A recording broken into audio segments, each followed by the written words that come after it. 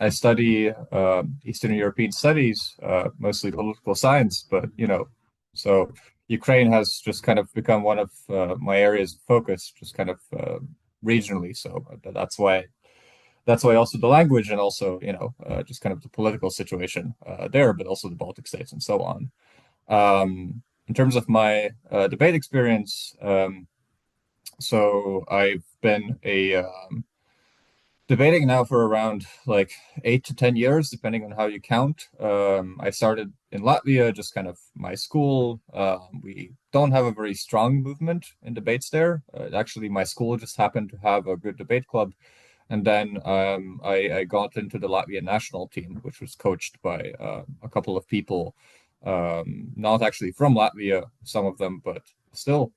And then after high school, after starting university, I started debating at a university level, so more so like the British parliamentary format. And then after kind of also took on coaching responsibilities for Team Latvia, so mostly coaching high schoolers, but then also kind of going in and coaching some university debaters who were younger than me once I kind of progressed through the system myself.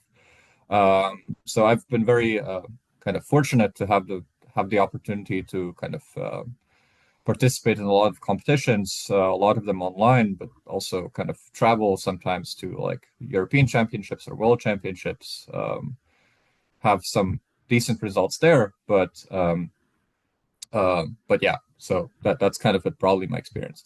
So I don't know how the format usually works here. Anastasia will probably like guide you through that. So yeah, I mean, I'm happy to talk about like experience if people have like questions regarding that specifically. Or I also have like a presentation that I have just kind of up my sleeve towards some of the things that I think might be, I don't know, useful. But actually, my first question is actually to you guys, like what I would say, like what the current system is. It's just because like I've started appearing in these Ukrainian debate circles just because I met some people in Lviv this summer who are organizing kind of debate movement there, and I understand that like it's kind of sometimes complicated and kind of split between different organizations. So I just wanted to know like what style you guys usually practice, and then like whether or not you have some internal maybe debates or like how is it kind of organized all around. Our format is really close to Oxford format. Basically, we have 4 participants from each team. We have the first one who establishes like our playground, who needs to make a context of I'm sorry, of a game. The second participants needs to make sorry. I guess I'll say it in Ukrainian, but because I couldn't remember it in English. So другий гравець має підкріпити фундамент, який заклав перший гравець, тобто надати певні дані, більш приземлені яскраві приклади. From my experience, the third player is just pure improvisation because third player gives counter arguments to everything that opponent team says. And fourth player needs to make conclusions, not bringing up something really new. So fourth player is like a guy who writes down everything which he found really important and needs to, like say why his team is in the right, like make conclusions about it. Yeah, I was just interested because yeah, like that sounds a lot like British parliamentary. I mean, the Oxford format is the one, if you like the Oxford Union format is just more so like a public kind of speaking debate style, right? But I suppose they're like somewhat interchangeable in terms of like how they work. All right, so actually, if Anastasia is okay with that, I'll share my screen if that's okay. I'll send a request. And so my idea actually for today, I don't know, we have like a kind of an open, format here, which is very informal, right? It's just mostly kind of, I want to talk about things that you might find useful or just kind of interesting. So I'll try to do that.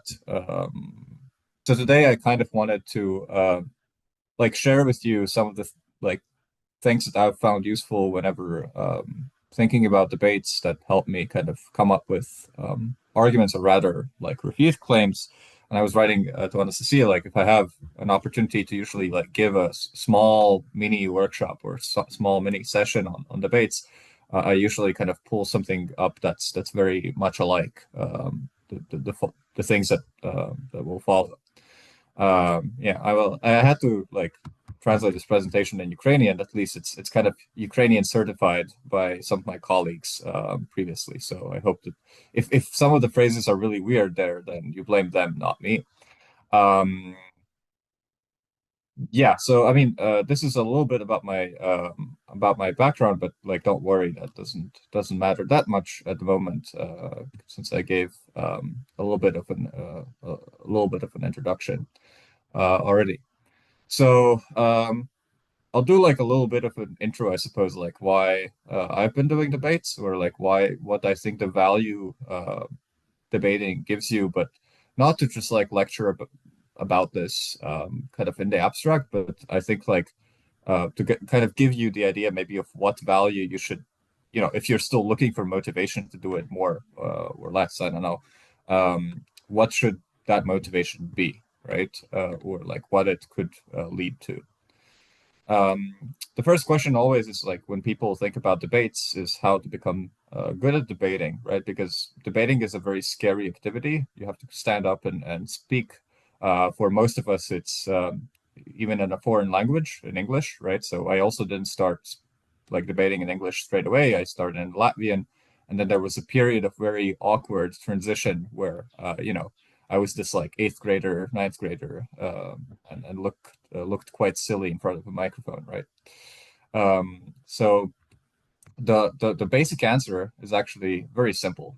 You have to steal ideas from other people who are older than you, more so, or have fancier university degrees, maybe, or like who you can find on YouTube actually speaking in different types of debate styles. Doesn't only have to be like Oxford format, but it can be anything which is considered like good public speaking or good debates. So I want to ask you now, if you had to go on like the internet, which is a vast space, right, and find someone who is a good debater, where would you go, and what would you type in, and who would that be? Because this is kind of important, right? You need to find a benchmark, kind of who do you want to be like? Someone from UN. So the UN, the organization. Yeah, like the people who work there. Okay. The speeches they make.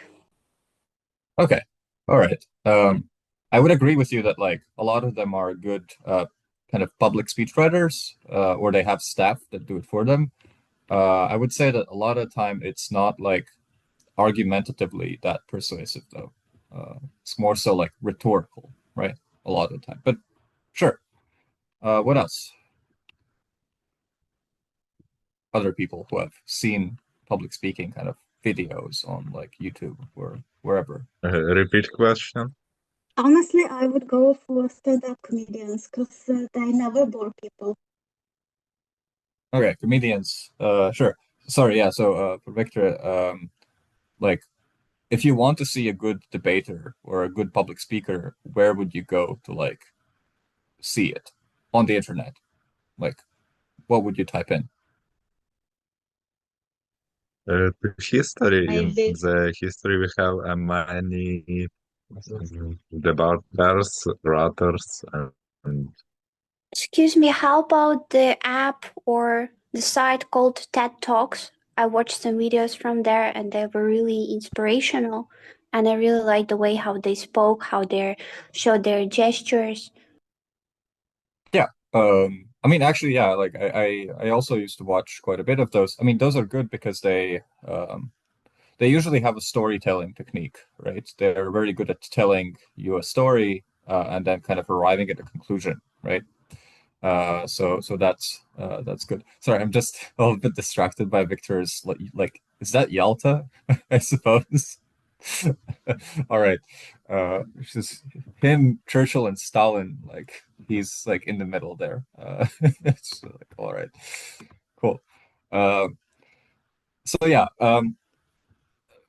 if you think about debates and like public speaking, there are very different types of public speaking, and debate is a very specific one. You can think of it as a specific game you're playing most of the time. And for me, I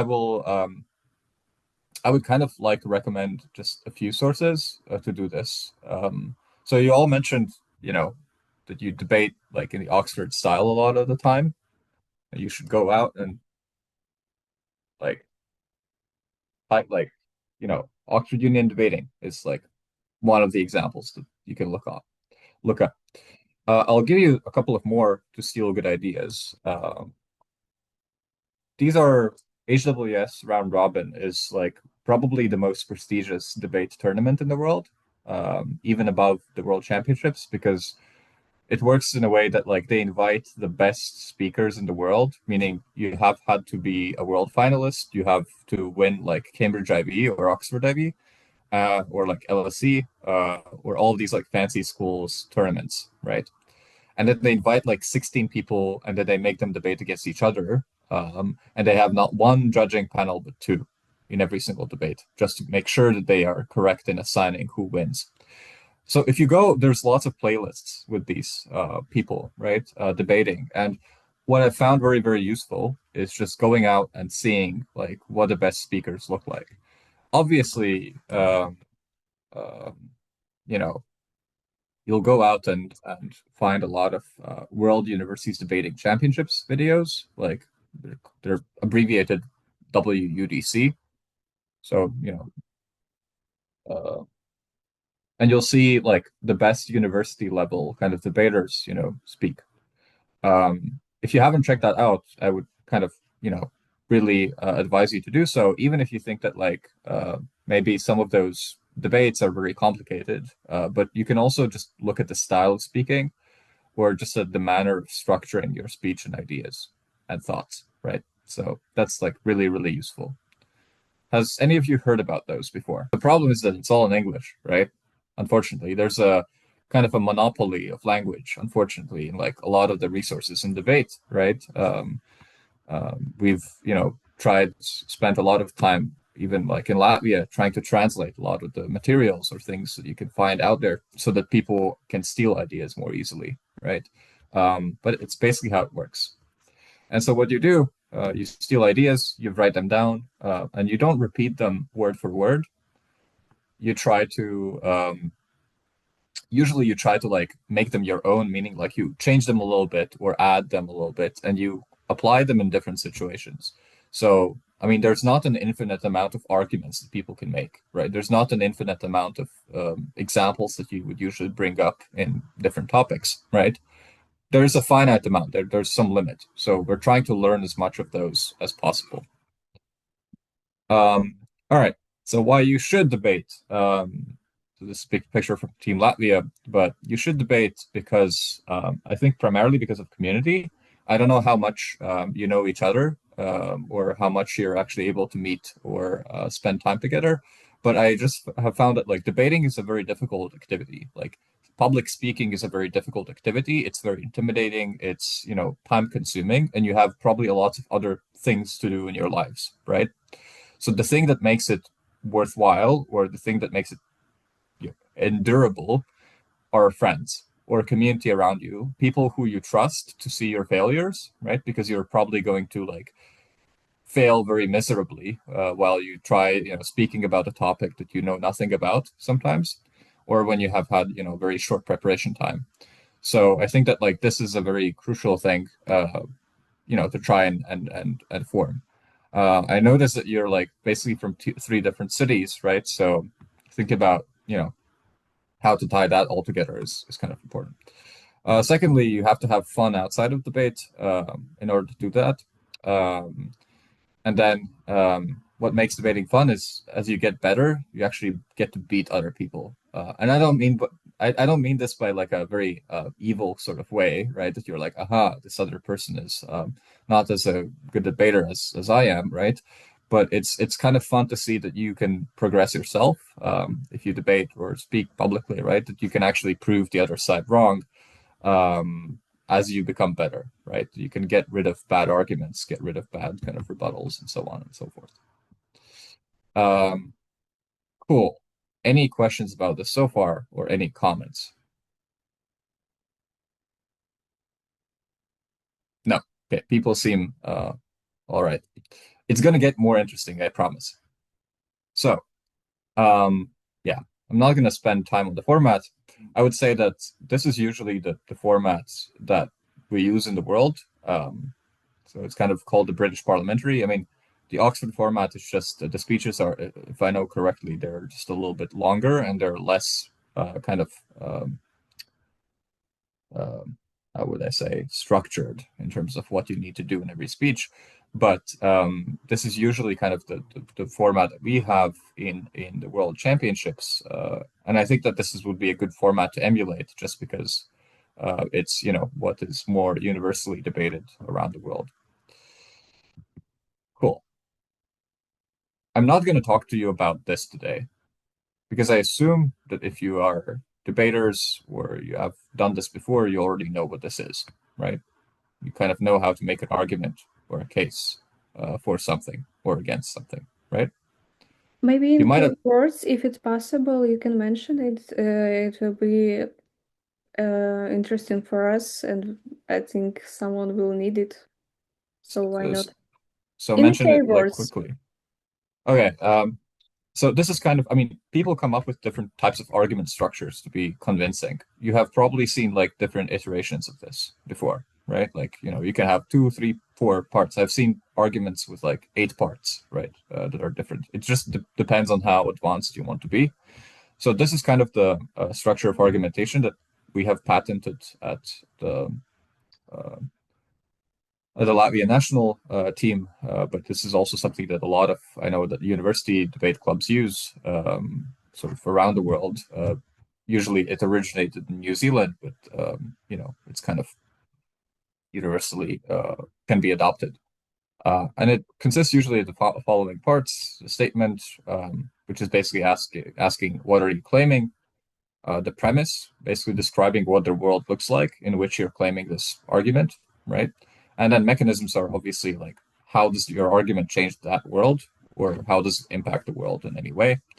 Examples are kind of a thing that's integrated in that, and then impacts are, telling me how the world actually changes.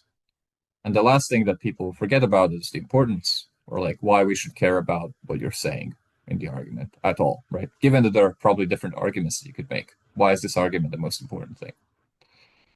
I just don't want to spend time on this too much because I want to make the session somewhat fun on a Saturday. Therefore, I mean, because this is actually hard to learn to do well, so we're not going to do that today.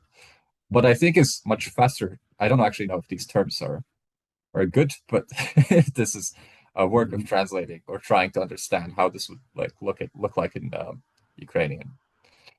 What we're going to talk today about is how to refute arguments or how to defeat them, usually. I think that this is easier to learn because it's harder to build something. It's always more easy to kind of, get rid of it or kind of poke holes at it or try to like get rid of it in terms of debates. So I'm going to tell you a little bit about some kind of techniques, right? The first thing to think about is the world doesn't exist in terms of like arguments and rebuttal. Does everyone know what rebuttal is, by the way, just to make the terms kind of clear. So rebuttal is something that you use to refute an argument, right? If I give you an argument that like dogs are better than cats objectively, and I give you like 5 different reasons for it, then if you try to refute it, you probably, give me like 3 reasons in response, right? That's rebuttal in debates, usually. The thing is that there's usually no real difference between making an argument and making a rebuttal to that argument, right? Or trying to refute that argument. It's kind of the same, right? It's kind of a soup of different mechanisms and ideas that you're trying to do. So just keep that in mind. Because it's all kind of comparative. If you refute a claim or make an argument, it's all the same. You're just making an argument at the end of the day. You're just making some idea, claim known to people that are listening to you. All right. The first thing that you can think about arguments or rebuttal is that you can treat it as an argument in reverse. So remember the argument structure that I showed you, right? If you try to refute an argument, you should kind of dissect it or take it apart in like different parts of the argument, right? And here the kind of the way you do it matters. So you always should start with the importance of an argument, right? If an argument is not important, it's probably irrelevant, and you should not even bother refuting it in the first place, right? If the I don't know, imagine if I'm gonna pull up the stupid example of cats and dogs, right? I'm saying dogs are better than cats, and then I don't know, someone makes the argument that I don't know, dogs are more expensive than cats in terms of like buying an actual dog, right? I would say, well, that argument doesn't matter because, we're not arguing whether or not it's cheaper or more expensive. We're arguing whether or not a dog is better than cat in like the abstract, right? Like whether or not we would like to have a dog better than a cat, regardless of how much it costs, right? And then you can move down the chain in the argument. So the next one is usually the premise. If we disagree about, how a dog or a cat looks like, we're probably going to have a very difficult debate, right? If someone argues that like dogs are better than cats, but then they, start arguing about how dogs have like 8 legs or whatever, it's probably, also a pretty bad argument to make, right? And that's the premise. It's kind of what sets up the argument. And only then is what people mostly tend to do is argue about mechanisms. Like mechanisms like why are actually dogs better than cats, and you give me like 3 reasons, right? In the argument. Like, I don't know, 1, like dogs are, I don't know, on average, happier, they're less selfish, or like they care about their owner more, or, whatever. You can sense where my bias comes from, right? And so only then you engage with that. And the examples are the last thing you want to touch upon. People usually tend to latch onto examples, right? If I give you like some statistic, like I know 90% of people are like happy with having dogs versus like 50% of people are happy with having cats. If I try to like attack that example, it's not going to be powerful. Why? Because probably there are many examples that are competing, right? We kind of call this example ping pong in debates, right? You can always find an example for something, right? That kind of justifies the fact, or some statistic, or some, whatever you might think about or might have. Cool. Okay, switch the slide a little bit. The second thing that helps you think about rebuttal a bit. So first thing, think about what is the most important part of the argument, right? And then take it apart. The second thing that you should think about when you're trying to refute a person that gives you a claim are logical fallacies. So these are usually things that appear in the mechanisms of the argument, like kind of the meat of the argument, the most important kind of part, right?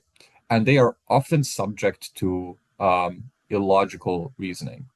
And it's always good to know some of these logical fallacies, right? It's just good to know what they are. how they work, and then it's easier to kind of see when other people make them, right? So this is what we're about to do in a form of a game. So don't worry, it's going to be fun. I've been very, very kind of, okay, skip this. But we're going to be doing this. You're going to have an explanation of a logical fallacy, right? Kind of something that doesn't make sense. And then you're going to have an example. And you're like, actually two examples. One of those examples is going to contain that logical fallacy.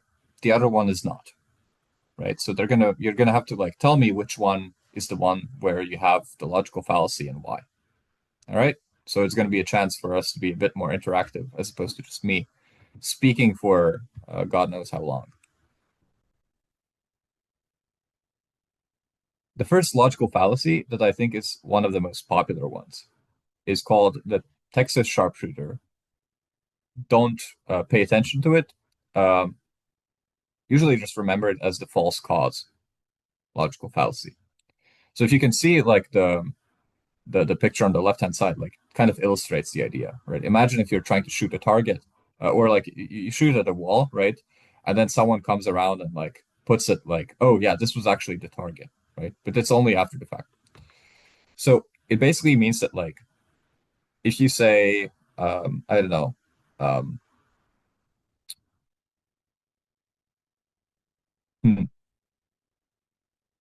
getting very stupid examples in my mind. Let me come up with one very quickly to illustrate this.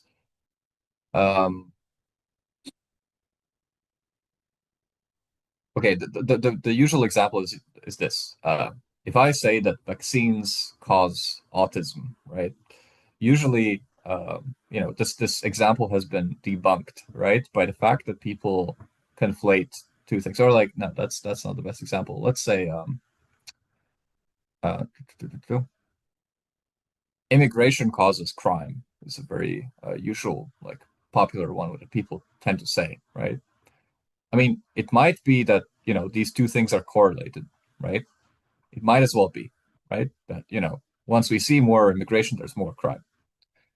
It doesn't, however, mean that the one thing causes the other, right? This is a very basic, idea of causality, right? You can find these things in, like, if you look up the website, there's a whole website that basically has random correlations. So, for example, one was like, like ice cream sales and like gun deaths, right?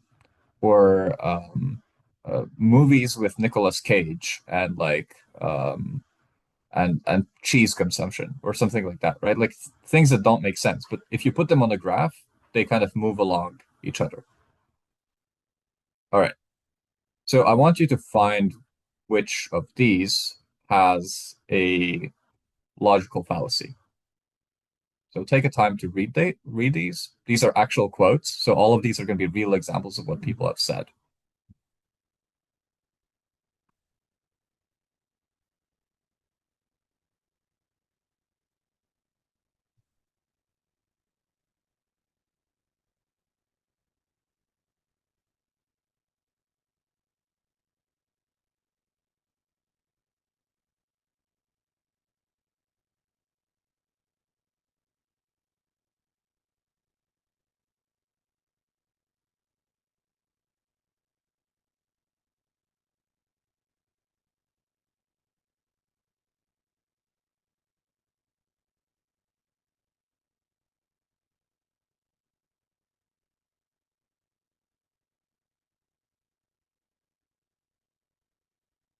All right. Any idea? Okay, so we'll do it actually like this. I can see people. Actually, you can try typing it into the chat. Just type A or B. So which one is the logical fallacy, if you had to guess?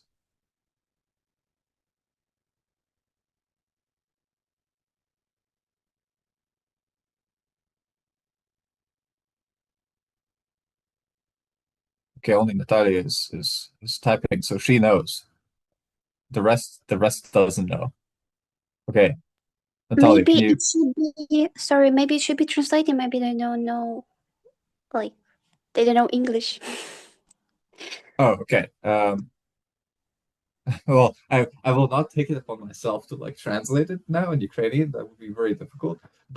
Um, but I feel like so some say both, right? I mean, the funny thing is that I've chosen examples that are both kind of stupid, right? They're supposed to be difficult to tell apart, but the fact is like you have to notice which one is a false cause.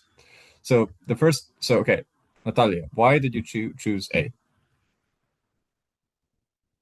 Because it's so strange, because bleeding from nose can appear from anything, like anything can affect the bleed from the nose. Why specifically 5G?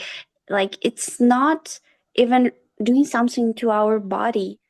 It's not doing anything to our body. It's not even related with our body. It's I don't know, it was so strange. The last one, the second one, I mean, about the taking away weapons seemed kinda logical to me. Yeah, I mean, the second example is just Alex Jones going on a crazy rant how he thinks that people should have guns, right? Yeah. And he says, like, if you try to take them away, we're going to do something about it, which is not a logical fallacy. It's just a threat, right? Yeah.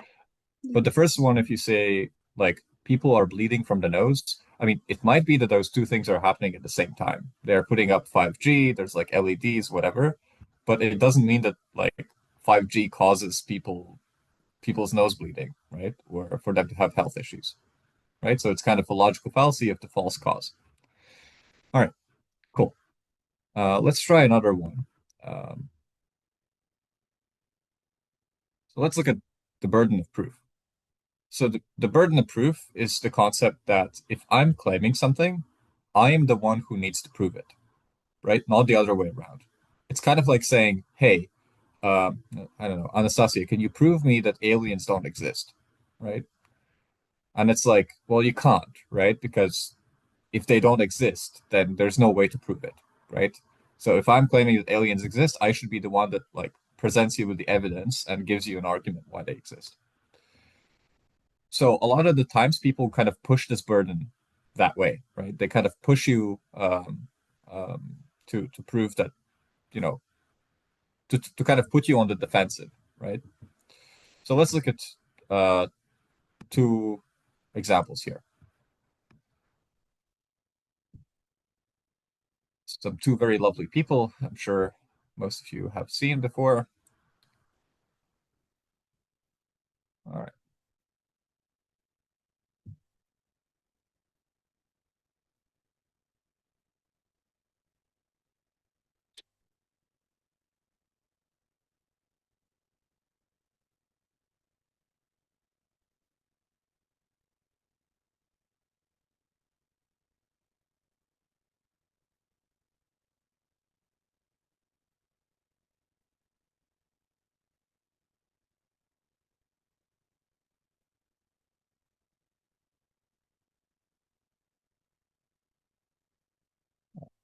And we have some answers trickling in.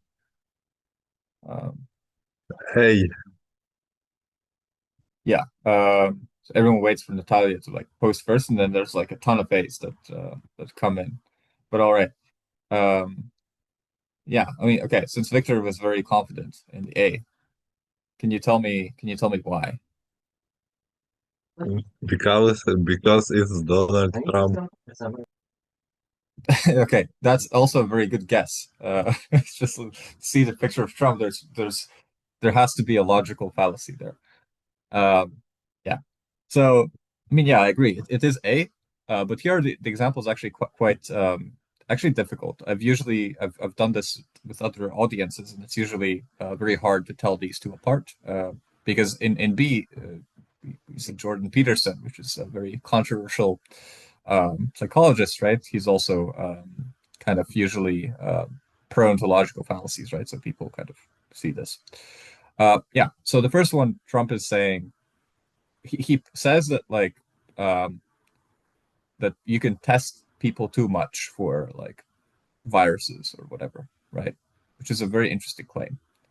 And then when the journalist asks him, like, okay, so who says that, right? Like, where's the examples? Where's the evidence? But Trump says, oh, you have to read the books, read the manuals. He's like, what manuals? Like, what books, right? Like, you're the one making the claim, therefore you should be the one who, like, proves it, right? Pull up some numbers or facts or whatever. Jordan Peterson, on the other hand, here is making a legitimate claim, right? So he's asking, like, if you're saying that I'm privileged, you have to prove, like, you know, what level, you know, what kind of percentage of my, like, achievement is determined by that privilege, right? Which is kind of a valid question to ask, right? And therefore it's not a logical fallacy per se. All right, we have time for, like, I guess one more, just to illustrate the claim. Let's do this one. A false dilemma. You've probably seen this picture a lot. Here's another iteration of it. So the false dilemma is to say that someone tries to push you into the direction of just having two options to choose from, right? So either yes or no, either black or white, right? It's a technique to kind of put you in the corner, to make you defend something that you actually don't have to defend in an argument or when you're speaking. So to recognize it is to say that, oh, actually there's like a third option or a fourth option, or maybe even more options that you can actually choose from, and it's a false dilemma to put you in the shoes of defending that. So let's look at examples again.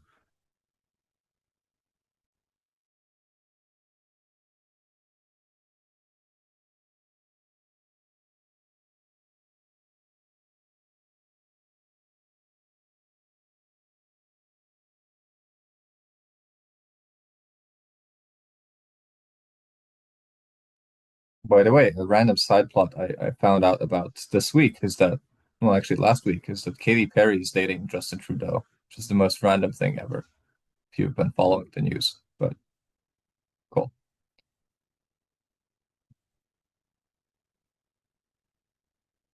And I hope you're not just, you know, choosing between the people based on their personalities. We see Viktor Orban, he's obviously wrong. But you know, think about what they're actually saying before, you know. Hi, baby.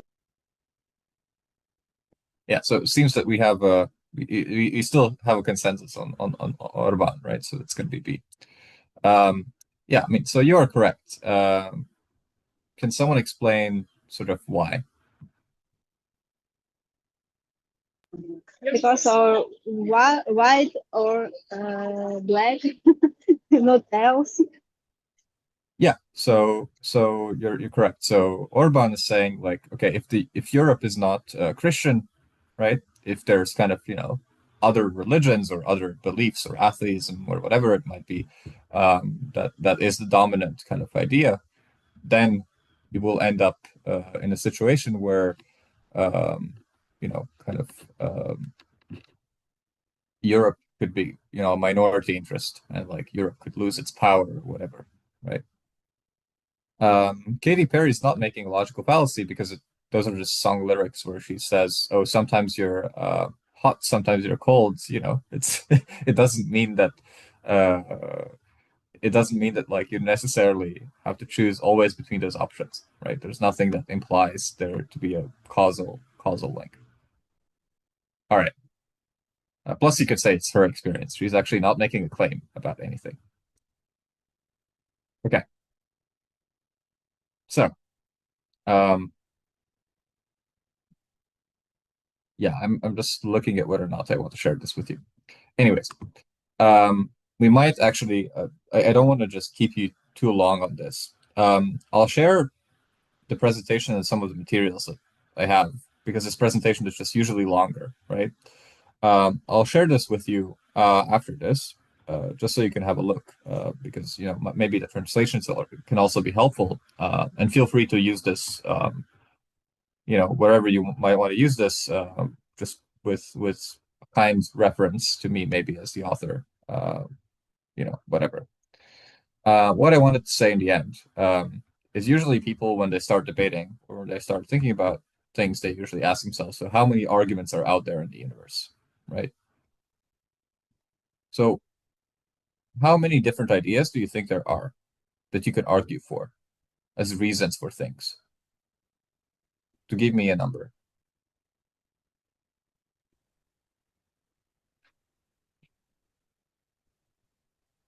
So, like, are those 5, 10, 3 up to 4? Okay, can you list them then? That's very, it's very. I mean, I'm not saying you're wrong necessarily, but List, what do you mean? so I'm saying, like, so how many arguments are there in general about things that you could apply to every single topic? Like kind of basic claims, right? We are not talking only about the debates. We're talking in general when we can speak about anything. If Yeah. about anything, then infinite.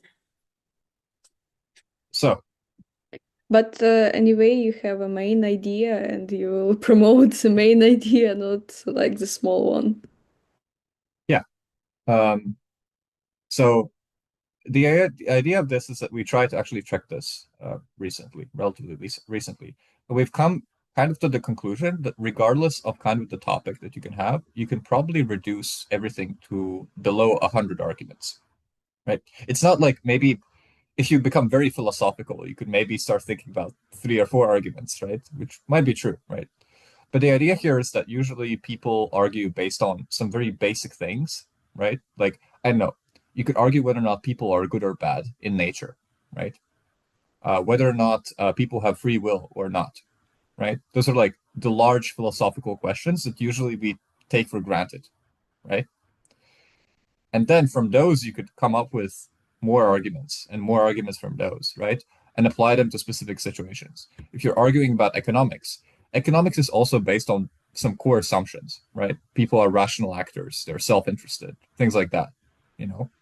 If you're arguing about politics, same applies, right? Are people rational when they vote? Are people, how do people react to other people that might believe in different things? So you might argue about, like, you know, why people get polarized or why people choose a different in-group and out-group, stuff like that, right? So those are arguments that you can remember once. So you steal good ideas, right? And then you apply them across multiple areas. So if you're going to be interested, I can try to maybe share some of these things with you, since I just have like a massive Google Drive with a lot of them.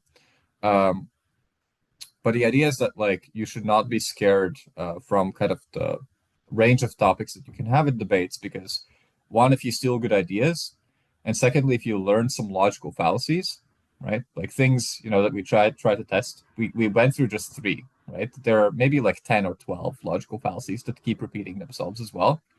You're probably going to be a pretty good debater. You might actually be one of the smartest people in the room, right? Because most people, and I don't mean to sound arrogant, right? Or very like kind of high up in clouds, but most people just don't know about those things.